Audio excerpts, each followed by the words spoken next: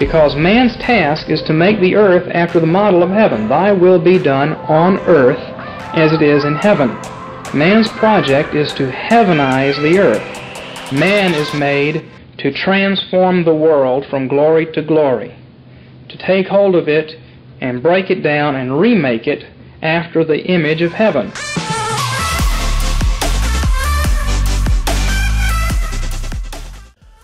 Welcome back to the Reformed Reset. My name is Grant, and joined with me is my beautiful wife, Ericha, the weaker vessel. Hello, everyone. Guys, we'll talk about that in a second. Guys, right now, hit the subscribe button, the like button, share this episode with a friend who you think might really enjoy the content. Go down in the description below. There are links to our social media, our email, takeholdstudios@gmail.com. and merch store, Patreon, all sorts of things that you can go check out. We would greatly appreciate it. We'd love to connect with you too. Yeah. You know, leave a comment here on the video. There's a good handful of you that always do, and I love it. It's a good time. Mm-hmm. And I don't think there's anything else business-wise. I don't think so. Podcast world. Easter's coming up. That's right. So I can't think Easter. of Easter without thinking of Nacho Libre. I know. Since Easter's. You know. So your voice, you lost your voice recently, and it's coming back. I had a cold for a week that turned into a sinus infection. Right. That then turned into laryngitis. For a little bit, yeah. So that's why the content has been in short supply. Turns out it's hard to record a podcast when you're wheezing for breath and can't talk. So I do sound goofy. I'm sorry. I like it. It sounds good. I'm just happy to have a little bit of voice back. Yeah, really, this morning is the first time it's been somewhat normal. Somewhat normal. This is somewhat normal, guys. This is somewhat normal. I was like whispering. I literally had no voice. So anyway, bear with the weaker vessel. Live with her in an understanding way. Turns out the weaker vessel really is weak. You're manifesting your who you really are. That's awesome. Okay.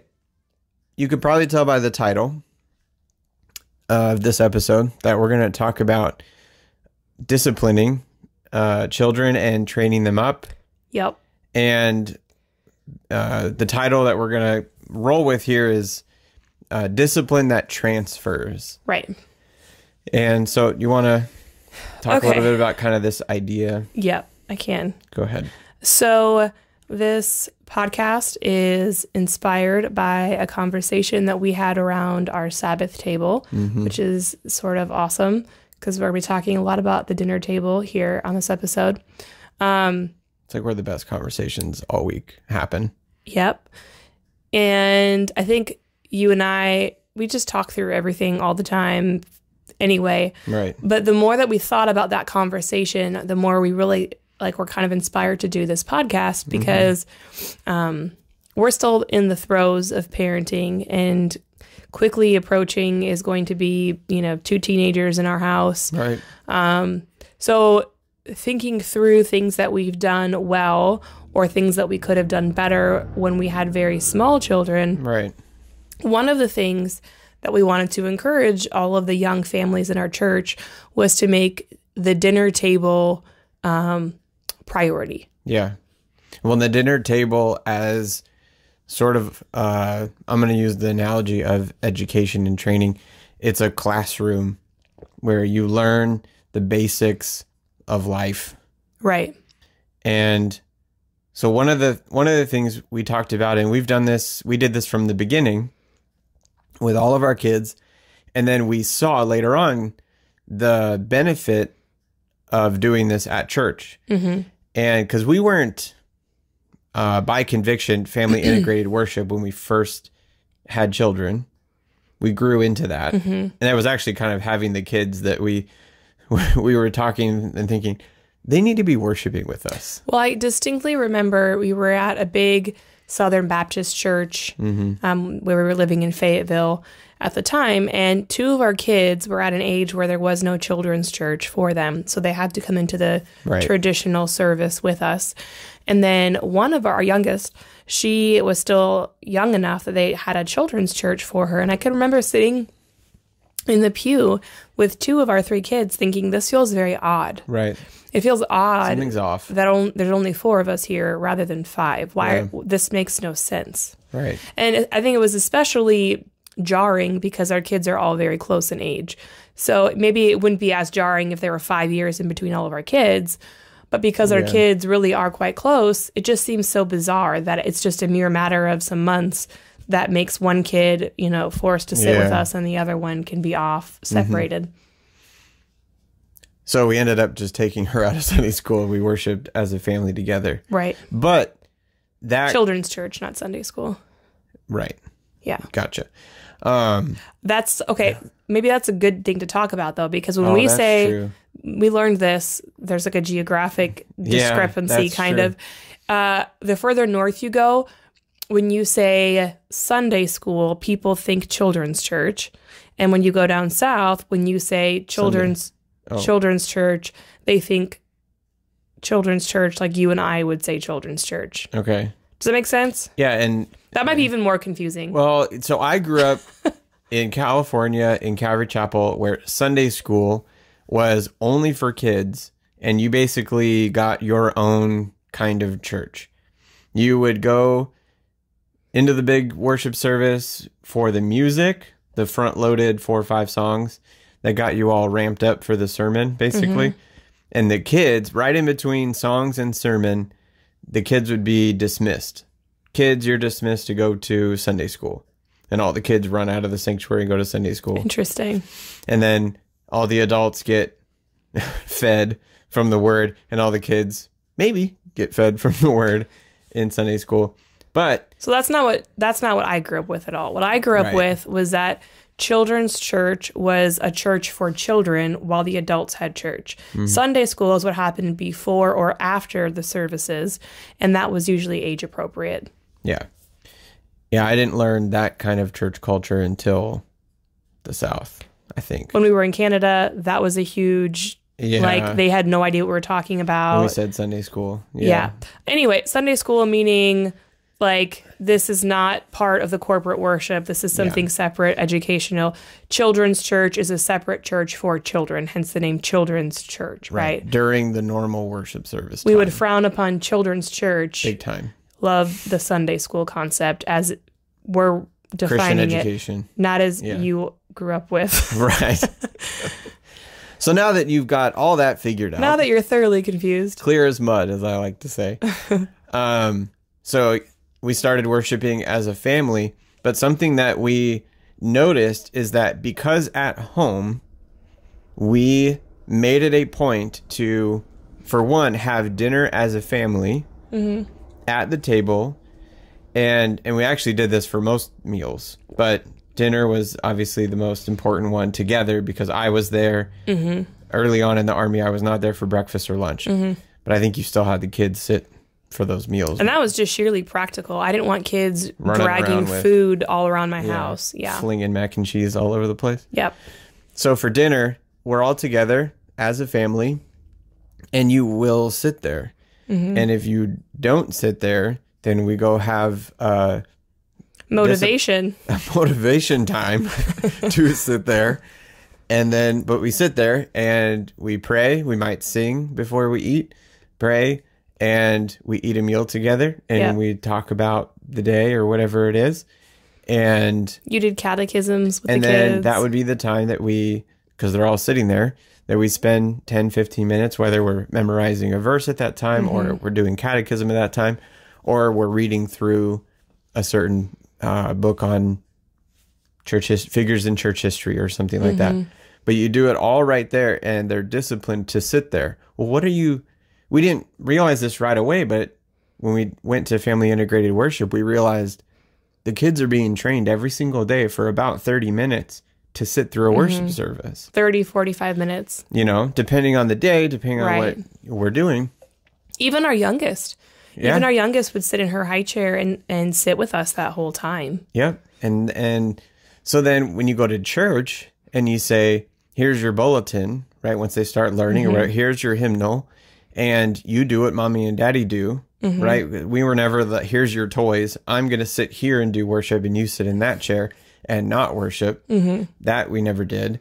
It was, you're going to worship with us, and this is what we do. You sit for this part of it, and here we stand up, and here we say these things, and they already knew what that was like because that was happening at home. And so over the years, you and I saw there's this discipline transfer. The discipline that we instilled at the dinner table with the kids transferred. Well, it transfers to numerous places, but it directly transferred, obviously and clearly, to the worship service. And we wanted to talk about this because a lot of parents ask questions about this. How do I get my kid to participate in the worship service? How do I get my kid to sit through the sermon? Yeah. I think what you said about not giving our kids like all the distractions during the worship service, it wasn't like our kids were holding tablets and like, you know, playing on devices while we were at worship. And it's because they were supposed to be being trained to worship. We were there to worship, not to have our kids distracted enough so that we could worship. And it seems like this is going to be controversial, but the point to have kids in the worship service is to show them how to worship. Right. You are training them in this action. This is how we worship God. We're informing their little minds. We're shaping them and their imaginations and all these things. And so it would be so foolish for us to give them a distraction. Like, why would we do that? If the point is to get them to realize something, you don't want to also then put the impediment in front of them and keep them from growing in that direction. And it seems obvious because whilst you're doing family worship around the table, you would never say, eat your peas. Oh, also, here's an iPad. Right. Like, maybe there's some parents who are doing that. Don't do that. That's foolish. Like, the point is, when you're training a child, you don't give them something to be distracted, you know? Well, and we talk about this all the time, too, and I hear it echoed, we probably got it from Doug Wilson, that you're training your kids not to just conform to the standard, but to love the standard. Right. So what you want to do with every aspect of the worship service and at your dinner table is you want them to love it like you love it. And so if you're just distracting them with an iPad because that keeps them from moving and keeps them now quiet. They've just conformed. Oh, look, they sat through the worship service, but not because they loved God. It's because they loved an iPad. Right. You know, they conformed, but did it meet the intent? No. There's this temptation in parents to say something like, well, my kids don't love it and I don't want to embitter them towards it. So we're just going to give them the iPad until they decide they do love it. And this is foolish. Yeah. Because sometimes you do the Christian thing because it is duty and your heart will catch up and you pray, you ask God, right now my affections don't match what I know to be true. So inform my affections, dear Lord, right? But of course, there are tons of things your kids don't like until they do. And the eating the peas thing is probably a good segue because one of the things that we were also very strict on was that you're going to eat the food put in front of you. Right. Even if you don't like it. And that's because we're training their attitudes also. Yeah. We're training their hearts. We're training their loves. Like, you like what I tell you to like, right? You're going to love who I tell you to love. You're going to like who I tell you to like. And this is what parenting is. You're shaping their desires. You're shaping their loves. You're training them.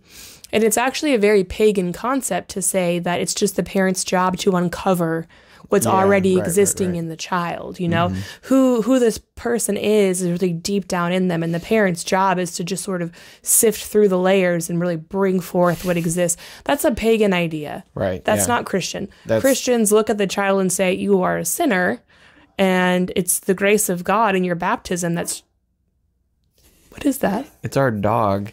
I don't know if that's being picked up by the mic. Our dog is sleeping. Oh. And she's fighting something in her sleep at the moment. That's really funny. You hear her yipping. That's what that is. But what you're describing is, I know Rousseau, Jacques Rousseau, was a strong proponent of that idea that any influence in our lives just alters that pure humanity that we are. And then that's a bad thing. And so you need to strip away all those things and get down to your true self. And then whatever that is, shine it bright for the world and live your truth. But a Christian realizes that their child is a sinner by nature so and they need choice. to be redeemed. You know.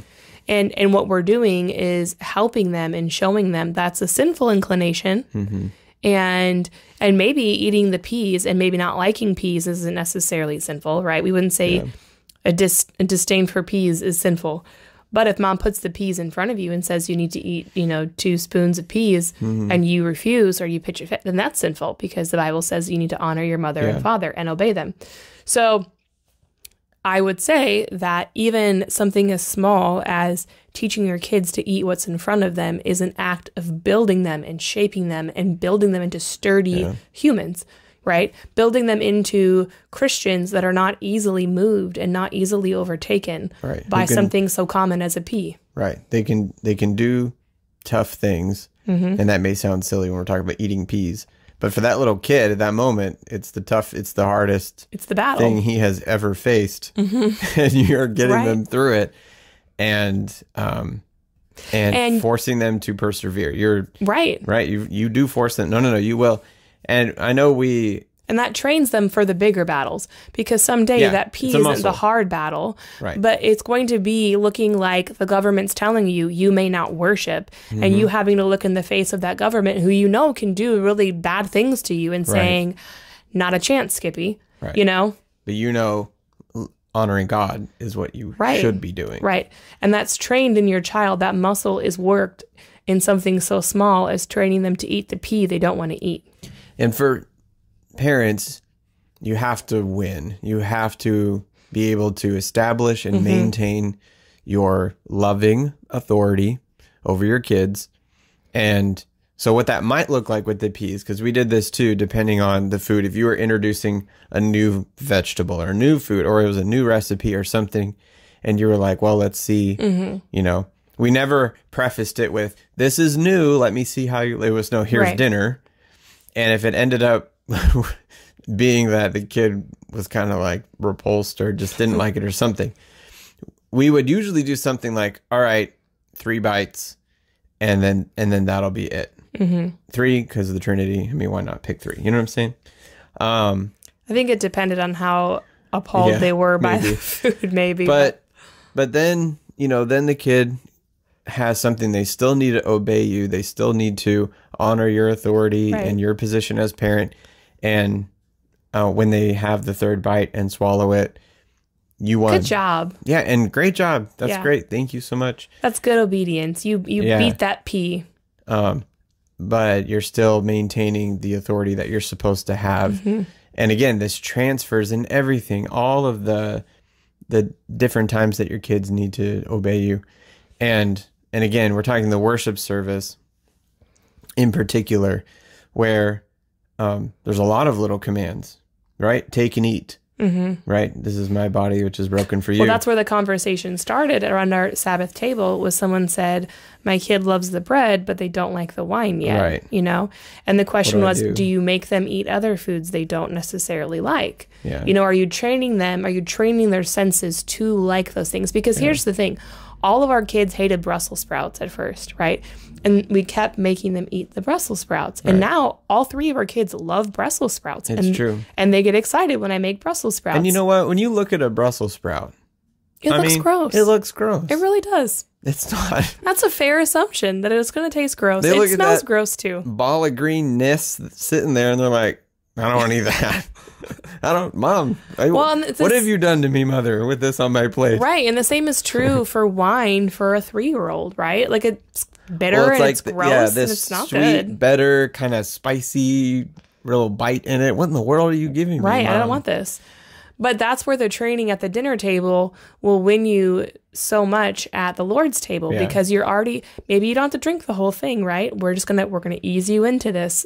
And and simple encouragements or commands, just like okay, buddy, take your part, take your bit, and it's just a little bit. Like they're already trained to just obey you with those simple little commands, right? Christ has commanded us all to take and eat and drink. And so there's that command. And then parents are commanded to train their kids up in the fear and admonition of the Lord. So that's all they're doing when they're doing that, when they're saying, here's the body of our Lord and you eat. Here's the blood of our Lord, you drink. And this is his gift to us. And you can, right, again, we're training them to love what we love. And so you show them how much you love it and show, talk to them about how great this is. Oh, this is so good. Going to do that. The worst thing you can do is tell them, oh, this tastes so gross, you're not going to like it anyway. And we see that so often with some parents. It'll be something wine like is gross. I can understand why they don't want to. Well, even just at a dinner table, they'll prepare this whole meal, and mom will make broccoli or chicken or something, and they'll bring it to the table and say, here's your chicken nuggets, or here's your whatever. I know you don't like it anyway. You don't like this other stuff, so here's something different. And all you're doing is like reinforcing that they don't like this thing, right? You don't like this. Okay, so where's the command to like learn to like it, to grow? It's this pagan idea that if I don't like something, I can never grow in it. But all of us know that's not true. All of us didn't like coffee at one time, and now we do. All of us didn't like wine at one time, or a beer, or pick something, right? Kombucha, like whatever it is, just like any little thing. There's something we didn't like, and then we did like it. Right. Humans are actually able to grow and form and well, and again, be shaped. At the root of that is that my life, I run my life, right? That it's my likes, my desires. I'm in charge. I'm at the helm of all things, not my God and my Lord Jesus Christ. So I know as an adult, obviously you have more freedom for just tastes and foods and all that, but we have to acknowledge the principle here that we're trying to instill, right? Because that kid is going to grow up and become an adult, and they're just going to have God telling them what to do. And that kid should, if they are raised in the fear and admonition of the Lord, should already have it baked in that when God commands me, I just do it. I don't get to say, well, do I like that? Do I like God's command? Yeah. Do I want to do that? It needs to be like a knee-jerk obedience. No, God said it, so I have to do it, and that settles it. And it's good then. If God has given this to me, then it's good also, right? That's true. Because when we go to the Lord's table, we don't sit and think, oh man, this would be so much better if it was a beer. Or, oh man, this would be so much better if it was chocolate milk. What we say is, this is really good. Think about the good gift God gave us in this wine. Right. This is really amazing. And that we should be so blessed by it that we're not thinking about how it'd be so much better if it was chocolate milk or something. That's a sinful inclination, and that needs to be weeded out. I just had a really random biblical theological thought on bread and wine here, and I'm going to try to relate it to the fact that we're raising our kids up as priests, which is priests deal with bread, and it's kings, right? Wine is the kingly drink. Kings get wine. And so we have the picture of maturity at the Lord's table with the bread and wine. James Jordan's book, From Bread to Wine, talks about this. Superb book if you guys want to get to some deep stuff there. But deep but accessible. When Israel was in the desert, they got manna, and the manna came every day. And they were supposed to just obey God, the simple commands, like a priest has all the commands they're supposed to obey, the simple commands. Gather this much, no more. Yep, and go here, defeat this people, and continue on, go into the land, all that kind of stuff. Once they got into Israel, once they actually got into Canaan, rather, right, to begin the conquest, they were entering a land with houses they didn't build, and all that kind of stuff. Vineyards that they didn't plant.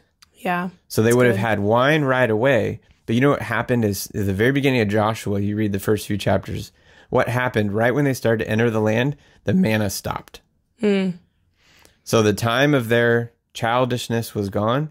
Now they needed to mature, and they needed to go on, and now they get wine, and now they know better, right? They watch their parents' generation fall away for unbelief, and now they're entering the land, and they have so good. They have rule now. Now they're supposed to enter the land and take dominion of it. You've learned wisdom, now rule by it. Yeah. So the bread stops, the manna stops. It's kind of crazy. We forget that manna keeps falling every day, but you read Joshua, it tells you right then, and the manna stopped. Right. But that's when, well, now you have all this land to rule. Well, and that's why you see generally kids have no problem eating the bread at the Lord's table, but it's always the wine that's the hard part. Why? Because they've not grown into maturity. Right. Yeah. It's not that they're rebelling against God necessarily. It's that they haven't acquired a taste for it. They're not kings yet, right? They're still growing and progressing, and it's your job as the parent to mature them into kingship. Right. You're training their senses. And that's what you're doing when you train them to take the bread and wine happily and joyfully. You're training them for when they grow up and leave your house and the bread stops. Right? Literally, the bread stops, and now they need to go take dominion. Right. You've equipped them to do so. Right. You know? I hope you guys hear this too with like all the graciousness that we're intending here. This is not meant to sound judgmental at all. We understand that some kids have disabilities. Some kids really do have, more challenges than others to work through. And we're not trying to come down super hard and say, if you don't do it exactly like this, then you're being a sinful parent. Yeah. But our encouragement really is look at your dinner table like training ground. Yeah. Think of your parenting and think, am I maturing my child into something while we're doing dinner? Or is dinner merely something we have to survive? Because for so many parents, they don't eat dinner at a dinner table at all. And if they do, it's like a fight every single night. And oftentimes we've heard from so many parents say, it's just not a fight that I want to have every night. So I'm making 3 different meals for 3 different kids or whatever. And it's like, well, it may not be a fight you want, but it's a fight you need to have. Yeah. It's a fight that God's given to you. So and take up your cross, mama. And to be a little pointed, you are fooling yourself if you think avoiding that fight means you're not going to have other fights or worse ones come about because you're not tackling it when the plant is still small. Right. It's easy. We talk about this all the time.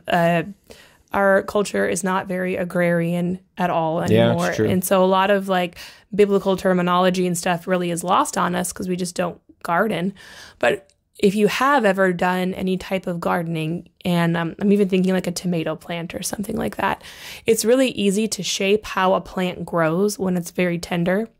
When it's like a very young sapling or a tree, right? True. You see some trees with like really funky bends or whatever. Yeah. You can really train a tree to grow in certain directions, or a tomato plant or whatever when it's young.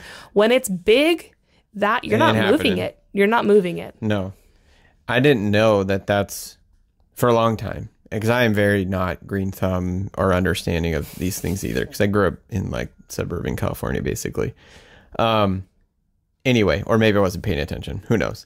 But when people have those wires on trees and they're staked in the ground and stuff, I didn't know what in the world that was for. But that's what they're doing. They have all these wires anchoring that tree so that it grows as it should. Right. Parents, you're the anchors. Right. To keep that tree, that sapling growing exactly in the way that it's supposed to go. And God gave that job to you. He said, hey, here, you're an anchor for your kid. And that's a blessing that we talk about every single Lord's Day, right? Yeah. That our saplings be our sons be as saplings grown up in their youth. The point is that your sons will be like a little sapling that grows up even whilst they're young. And a blessed man has, his children that are like olive plants around his table. They're everywhere. His wife's a fruitful vine. Those are signs of a blessed man. So, practically so let's say you're like, okay, that's really helpful. Where do I begin? Because I definitely want my kids to be sturdy little saplings. Be sturdy saplings. I want them to worship happily and do all that. And then also at home, that would be great if we, did this. Where could we start? My suggestion to the man of the home would be that you take responsibility and take charge here. And you, number one, pick a book of the Bible. Okay, we're going to read through John, or we're going to read through whatever. You pick a book of the Bible, and... Would you suggest picking one that will engage the children? Maybe one that you're familiar with. Pick a book you're familiar with or most familiar with, or that you like the most, because then if there is discussion, you'll be more equipped or more apt to be able to answer questions and discuss the stories. If you're a new Christian and you're starting with a book of Revelation, maybe pick something a little maybe it won't smaller. go well. Maybe it won't go how you think. Not that you can't. Yeah, but if you want to, go ahead. Do that. And, have a conversation with your wife and say, all right, so dinner at this time, we all sit down. If the kids they're squirming and trying to get down and I will discipline them. I will take them quickly, right away. No badgering and counting to 3 or any of that. Just take them right away and say, we are sitting for dinner. We're going to read God's word. We're going to pray. We're going to eat together as a family. And you must sit still and sit on your chair. And eat what's given to you. And eat what's given to you. And listen and don't interrupt. And right, you give the guidelines, you discipline, bring them back and do that. Tell your wife, I'll do all that. We're going to read through Genesis, John, whatever. And we'll just read one chapter, right? 5 to 10 minutes is what it should take. Read one chapter, pray and thank God for the food, and then have dinner.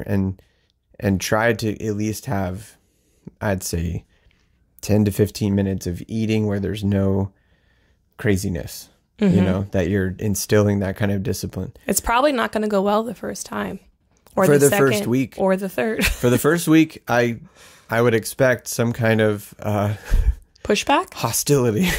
This is why the husband and wife have to be on the same page, though, right. Because if you the kid has to know that they have no allies. Besides right? maybe each other. But yeah, but mom and dad are on the same page. Right. And if dad's taking that responsibility, like when this gets out of hand, I will deal with it. And mom is sitting back at the table while discipline's happening with dad and saying, eat those peas. Yeah. Eat those peas. If you don't eat those peas, dad's gonna take you away and deal with you. Right. You better obey mom and dad and do it with a cheerful attitude. And that's the other thing too, is your kids can obey you with a really grumpy heart, and that isn't winning. It Right. needs to be obedience with a cheerful heart. Again, conformity versus loving the standard. It's teaching them. And the thing is, don't not do it because your kids don't have a joyful heart. If you say, well, my kids don't like peas, so I'm just not going to feed them. That's silliness. Right. You say, okay, well, you're going to learn to like peas, and you can do it of your own free will, or mom's going to help you, but you're not going to like to do it mom's way. I mean, God doesn't treat us that way. We don't get to say, God, I don't like that. And he says, well, all right, then I'll just not command that of you. Right. He says, watch me change you. That's right. And guess what? He walks you through the very thing you don't want to do. And you can fall on the rock and be broken. And so you humble yourself by falling on Christ, and you say, okay, I need to be broken and remade by you. So you can either fall on the rock, or if you stiffen your neck, the rock's going to fall on you. But in that little parable, it's... Or a wooden spoon sometimes. If the rock falls on you, then you're ground to powder. It's way worse if you stiffen your neck and do that. So, yeah, it's going to be challenging and it's going to be tough. But we can attest. And then we have a bunch of friends that have done this too. They said, you know what, you're right. And that's a great idea. And we're going to start doing that. And it was tough for a while. And then there was all this fruit. All this fruit started coming up. And their kids are different kids. Right. Over, I mean, it may sound like a long time, but over a year's worth of really dedicating themselves into disciplining their kids and expecting a higher standard and that sort of thing, expecting the joy. It's like a whole nother kid. You become a different parent too. Right. And to the mom, the challenge is you're the one who's in charge of making that dinner table pleasant. If that's the camp, you want that camp to be as sweet as possible, and you want those kids to want to be there. When they're taken away outside of the camp for discipline, that's a bad place to be. Yeah, take them to like a dark place in your home. What I'm saying is, like, you want your kid to want to be in fellowship. You know what I mean? Yeah. So make a chocolate cake for dessert, right? Make the table look beautiful and fun and festive. Yeah. One thing we've done ever since our kids were little is we sang around the dinner table. We sing the doxology or other songs. Like, it's a fun place to be. So if you don't get to be at the table where the fun is, Right. you're the bummed one on the outside looking in, wanting to be part of all that. Right. And that's where the mom can really come in and make the table beautiful and have good smells, really fun dessert. And it doesn't have to be like, a 6-course meal. It can be you get a chocolate chip cookie at the end of the dinner time. If you've done really well and honored mom and dad, there's blessings that flow from that.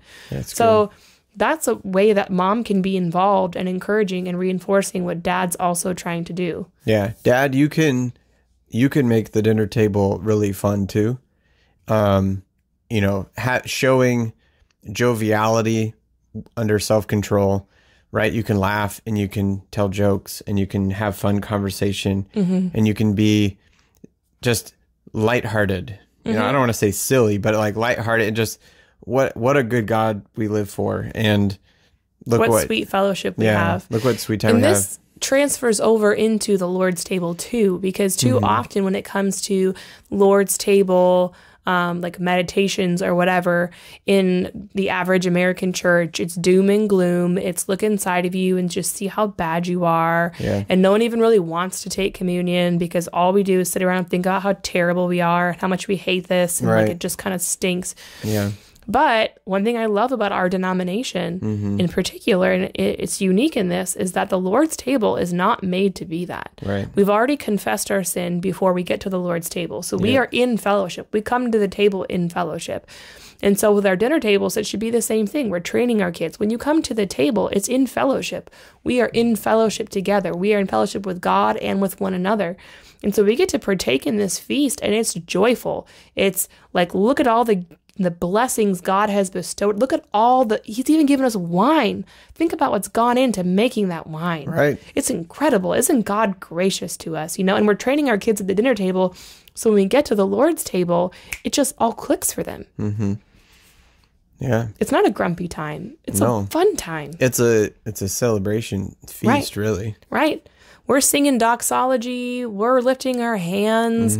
We are just so, it's just so fun. Isn't this great, kids? You're preparing their hearts. You're training their minds and their imaginations to see this outside of the church, at your dinner table, and then in the church too. Amen. That's great. He who has ears, let him hear. That's right. He who has ears, let him hear. That's awesome. Yeah. So that's what we wanted to talk about. So discipline that transfers. Yep. Yeah. Just that idea that it's, as you focus on that one area, it's going to affect many areas. And in particular, it's going to affect, the Lord's table, just the worship service. You can avoid the fight, but it'll just grow into something bigger eventually. Oh, you know what I thought of earlier too, hon? I remember people talking about how to prepare your kids for family integrated worship, And I remember there being advice here and there to 30 minutes a day. Sit your kid down with a coloring paper and, require that they be silent. And if they're, draw a circle on the ground, which is already really weird. This is already getting kind of weird. Sounds like a witchcraft. It does. Is a circle is salt? There salt? Yeah. And, if they leave the circle, discipline them or whatever. And I'm like, you're just creating a problem here, because you're creating this kind of weird situation, right? And a whole bunch of rules that they're probably going to break, and it's just like don't tempt your child to sin, right? It's almost you're setting them up for failure, because it's not even a thing that you really need to do in your life. Right. Whereas eating dinner as a family is a mandatory thing. You do have to feed your kids. Yeah, that's mandatory. It's loving your children, and also just something you have to do by law. So, but the other thing is, when I read that, I was like, but that's not what they do in the worship service anyway. Right. Right? They're supposed to participate, not just be passive, quiet, colorers. So here's a question then for you. Someone heard us say, don't tempt your child to sin. Yeah. Isn't what you're telling us to do, because we know our kids don't like it, isn't that the same thing? Aren't you telling me to tempt my child to sin against me by sitting down at the table and feeding them something they don't want? Well, not when it's something that you're commanded to do for your kid. Like, that's different than creatively Putting them in a salt circle. That's right. Then creatively manufacturing a scenario, right? You're like putting them in the Big Brother house, and it's like, no, that's kind of in watching them. I would even say, let's just say you take this challenge from us seriously and you start doing this like tomorrow. If you're the mom and you know you've never fed your kids vegetables and they're now 6 and 7 years old and they're going to pitch a fit over it, I would say make the first meal something conquerable, right? Get through the first meal.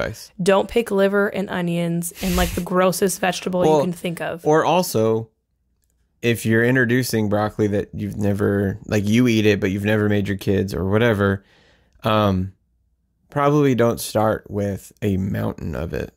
Right. Make them take a bite. Start small. Like, this is a muscle you have to strengthen. If you haven't been in the gym for a year, you don't go to the gym and start doing all these. I don't ever go to the gym, so I don't even know what to say. You don't go to the gym and do all these crazy things. If you've never been in the gym. Like myself, I would never go think that I could squat like 300 pounds. Yeah. That's stupid, Yeah. You got to start somewhere. Hurt yourself. You got to start somewhere small. You got to take the thing you can conquer, right? Yep. So start small and then work that muscle, strengthen that muscle. Get to the point where you can give your kid the Brussels sprout. Yeah. Don't do it day one. Don't give him something gross. Give him something that may be a challenge, but it may be, for some families, just enough of a challenge to get them to sit at the table, let alone eat the gross thing, right? Right. Maybe just going to the gym is the first challenge. It's the first challenge. Right. You just showed up and walked around and then went home. Hey, at least you went there. Right. Be self-aware and ask God, okay, where do we start here? And we don't know who we're even talking to or where you're at. We try to not be so specific on the podcast because everyone's family just looks a little different. Everyone's at a different place in their walk and all that. Your kids' ages. Apply it appropriately. My friend and I were just talking. She was given a parenting book recently, and we were talking about some of the like pros and cons of it. One of the suggestions was to train your kid, which obviously we agree with. But it was like a scenario that they gave was, if your child is not supposed to touch the coffee cup on the counter, the solution is not to push the cup up the counter enough so they can't reach it. Right. The solution is to put the cup where they can get it so that they are tempted to go get the cup and disobey you so that you can spank them. And I was like, I understand the heart behind it. But also, the cup is breakable. It can hurt the kid. Right. And like, the point is not to tempt your child to sin. The point is to get them to obey you. So thinking through, how can we train them without tempting them to sin? Yeah. And this is just where you're going to have, like, you have the Spirit, right? Yeah. Ask him for help. Yeah. If you're giving them liver and onions and Brussels sprouts for dinner and they're used to eating chicken nuggets or mac and cheese, you're probably just tempting them into sin. Yeah. Anyway, yeah. Yeah, that's probably just think through it. Probably not wise. Use wisdom. Yeah, use wisdom. That's really good. And always keep the main thing. Your kid, your job is to train them up into a mature Christian. Your job is to train them up so that way they want to enter the land and be done with the bread that you're feeding them. That's the whole goal. So proverbially, I can't say that word. Proverbially. Yep. Because bread is good, and I always want to eat bread. But that should keep you motivated through all of those tough discipline times and everything else, because that's why God gives us promises and he gives us prophecies and he tells us these things, because he knows that obeying him is tough when you're fighting against the flesh. And so that motivates us. That's what worship does too. Every week when we renew covenant with God, we're strengthened and nourished and renewed, and it's like a refreshment. Right. All right, I can face another week of building the kingdom. Mm-hmm. So, correct. Of taking hold and reordering it. That's right. According to the image of heaven. Does our website still have a bunch of recipes up? Somewhere, yep. Because if you're looking for recipes, long time ago, we put something out called The Prepared Table. Is that still up there? No, I don't think so. Not on our website. We could publish that, though. We should publish that. We did an Eastertide thing last year, 2 years ago.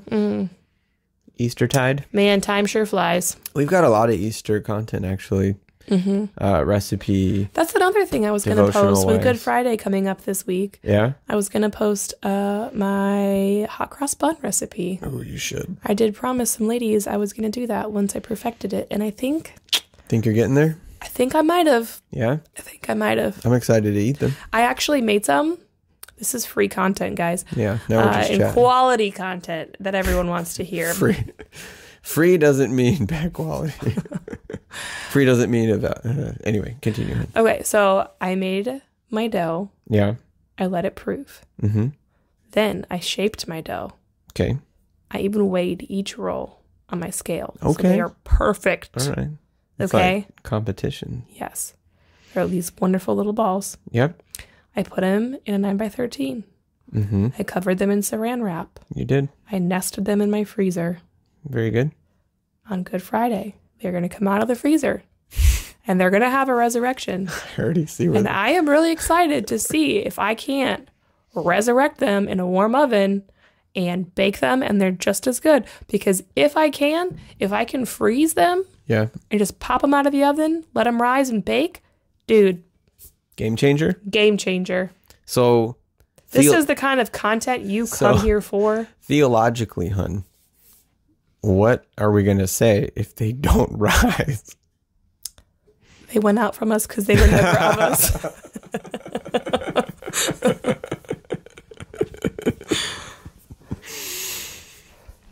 Amen. All right. That's good. So look for that, guys. That's good. Yeah, we'll put that on there. We should put stuff on the blog, on the website. Yeah, we'll do that. Takehold Studios. Oh, also, we have our meat bottling video that's coming out. That's right. So watch for that. That will come out right after this comes out. And another video. We also made a video about coffee roasting because we roast our own coffee. Yeah, y'all possibly saw the teaser picture. Right. But we are trying to get into roasting our own coffee. There's many and much content coming out around here. Because we're getting snowed in. What else is there to do, man? There's nothing you can't do, you know. But organic coffee. We want organic coffee, and we were like, we can buy this in bulk and then roast it ourselves and learn to roast it ourselves. Why not? Yep. So anyway, there you go, guys.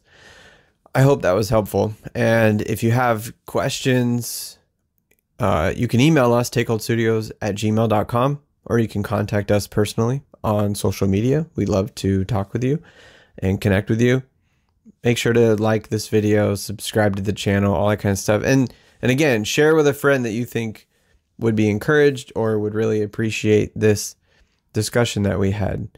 That's why we do this. That's right. So until next time, take hold and reorder creation by first reforming your home. This has been the Reformed Reset.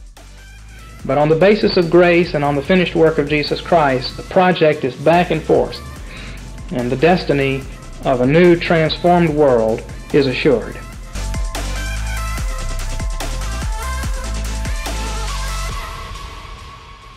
I just put the sourdough in the oven too, so I've got like 40 minutes.